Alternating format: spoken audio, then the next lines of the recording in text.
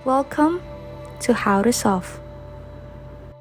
For today's video, I'm gonna show you how to make all photos private on Facebook.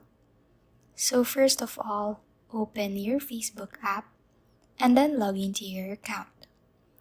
Tap on the three lines on the bottom right corner of your screen to open the menu. Now scroll all the way down to the settings and privacy. Tap on that and tap settings. Scroll down again to audience and visibility, and under that, tap on profile and tagging. Now, what we're just going to do is to make this all private. So just tap here and choose the option to only me. So just do that to all the other options. And then here at the bottom under tagging, make sure that you turn this on so that you can first review posts that you were tagged in before it appears on your profile. Please like and subscribe for more content.